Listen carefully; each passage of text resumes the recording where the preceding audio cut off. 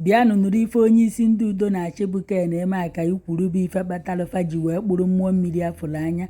Unu anụkwa n'ife o kwuru bụ ife kpatalụ eji wee kpọrọ mmụọ mmiri afụrụ anya wee bịa na mmiri anụnwa na Ken Emeakayi na-akọwa na-enwere agụ iyi mmụọ mmiri afụrụ anya na-ada akpọpụta na mmiri anụnwa wee na-achụrụ nyaba agụ iyi aja na ife eji wee kpọrọ ya bịa na mmiri abụ ka ọ kpọpụtakwa nyaba agụ iyi ka fa were anya fa wee fụ mbosi izi mfụkwara ebe mmụọ mmiri afụrụ anya kpọpụtara nyaba agụ iyi enekọtakwa m agụ iyi a na-atị na agụ iyi abụghịkwa ife bi na mmiri anụnwa ọ na-abụ na-ebe ka o ti wee nwụta ya tii na mmiri wee na-eme ndị mmadụ eti n'anya afọ ụzọ ntị ka m gafekwa na onweghị ife gbasara m bịakwanụ n'ọnya bụ agụ iyi ka eji wee kpọrọ ya bịa na mmiri a wee tie ya na ya kpọpụta ya ka fafụkwa ka o ti akpọpụta ya bụ agụ iyi na ebe ahụ unu fụrụ mmụọ mmiri na-ayọ mgbịrịmgba na-eti eke ụlọ eze nwaanyị na-aṅụ ala abịa m na-eke abịa nna oyi abịa nna afọ abịa nna nkwọ pụta n'ọkwa nya bụ agụ iyi ka ọ na-akpọpụta okotorigba anyị chekwara nọọ ka o prizie mmiri ọ na-efe ka o prizie emume ịwọta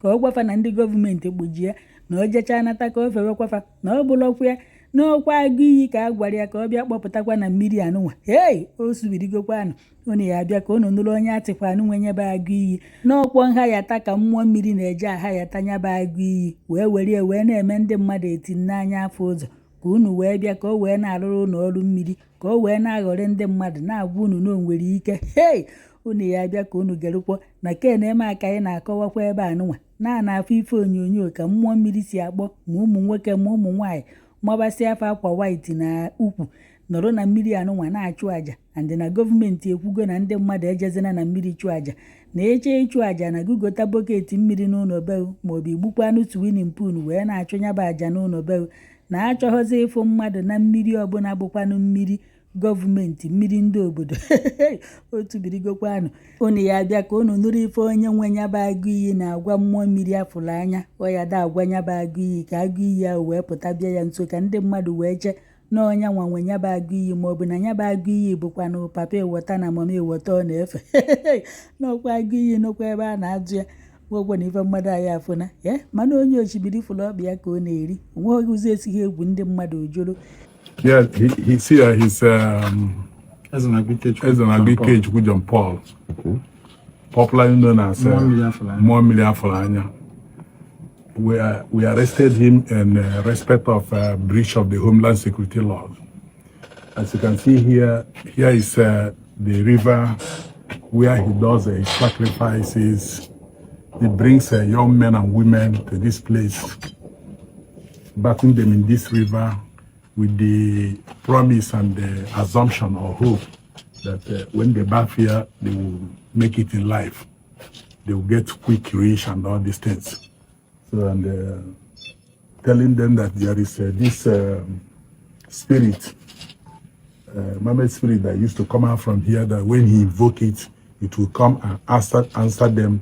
So all those young ones will be here, and he will allegedly or supposedly invoke the crocodile. Is it crocodile, Abi? Yes, sir.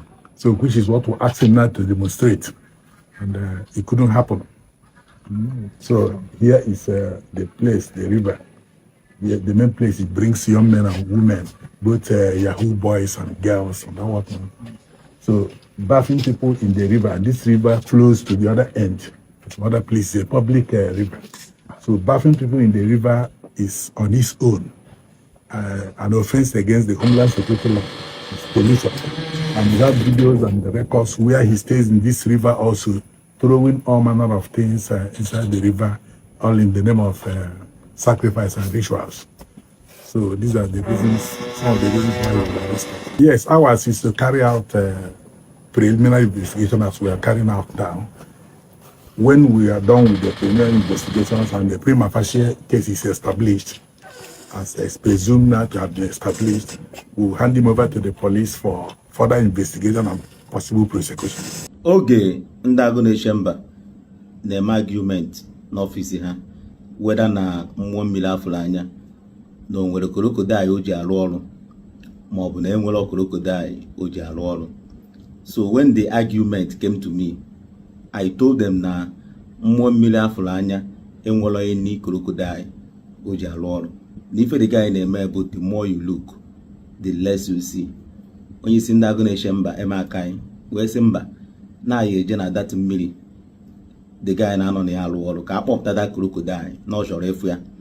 Ị na ya na the second video na-eplay ebe a efu mgbe ha jee na dat mmiri mmụọ mmiri afụrụ anya na-anọ na ya akpọpụta crocodile. Ewesị mmụọ mmiri afụrụ anya nya akpọpụta that crocodile.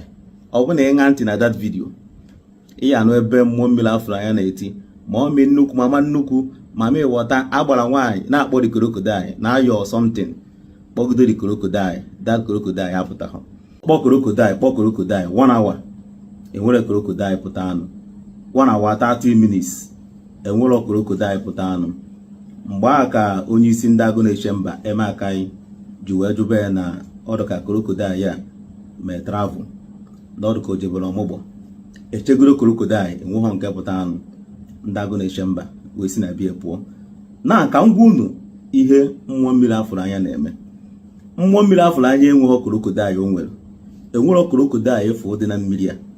Ife this guy na-eme bụ the more you look the less you see. Enwe one man nọ na Nnewi na-azụ crocodile.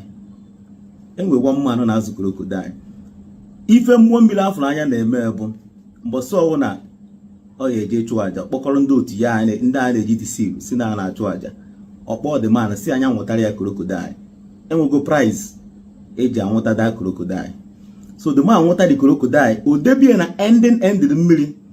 So ọ gwago mmụọ mmiri afụrụ anya ife ọ ya dị akpọ the crocodile kpọkọ the crocodile na-anụ sandụ ahụ ọ na-abịa ebe sandụ ahụ dị.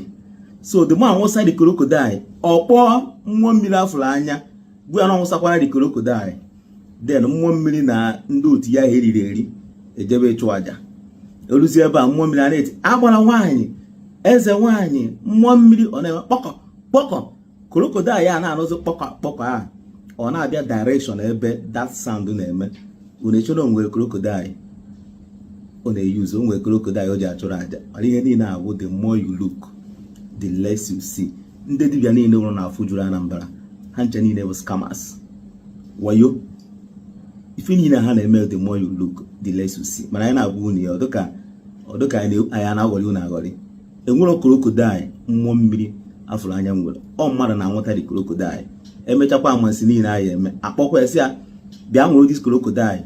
Ọ nwụrụ crocodile yo send ya account number akwụrị ya ụgwọ. Enwere crocodile this boy enweghị one ịma paracetamol ọgwụ dịka paracetamol. This boy enweghị. Mmụọ mmiri afụrụ anya enwere ndị power.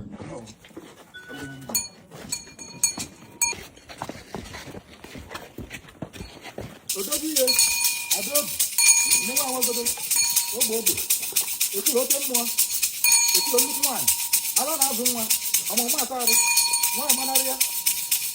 Ekuru nnukwu nwaanyị ọmalobi nwa nnukwu nwaanyị ekuru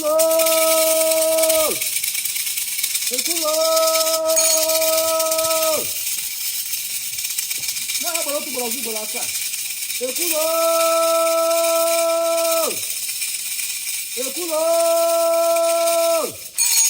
nnukwu nwaanyị ala na-azụ nwa ọmụmụ asa arụ nwaanyị manarị ya ọmalobi ụmụ ya ebute ekwulo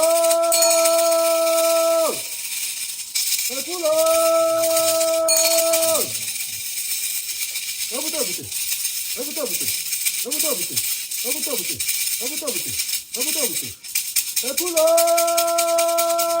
ọnwa na-ekwu ọmbụ nwa na-edeka ekwulo agadi ibu ala na-azụ nwa nnukwu nwaanyị ekwulo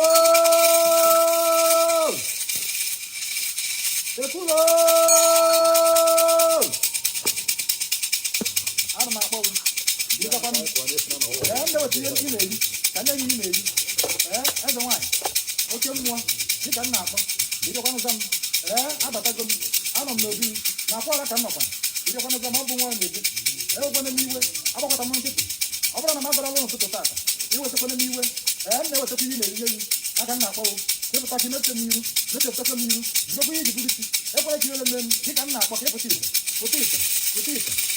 oke mmụọ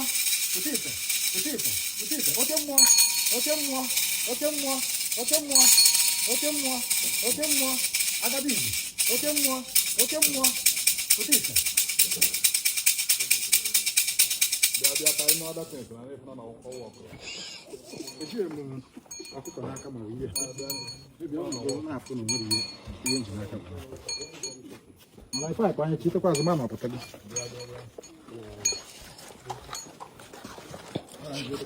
I am here to plead to our able governor, Professor Chukwumacha Soludo, and the entire Anambra, all the Anambrans, that I'm very sorry because I didn't know how the law works. But now that I've realized and I've known, I promise that I will never practice or make such a mistake again in going to the river to do any sacrifice. That's my promise. I pleaded that if there is a means of forgiveness, I pleaded to our able governor, Professor Chukwumacha Soludo, and the whole Anambra State government, they should please pardon me for this one, for these mistakes. I cannot do it again. That's my promise. How about all those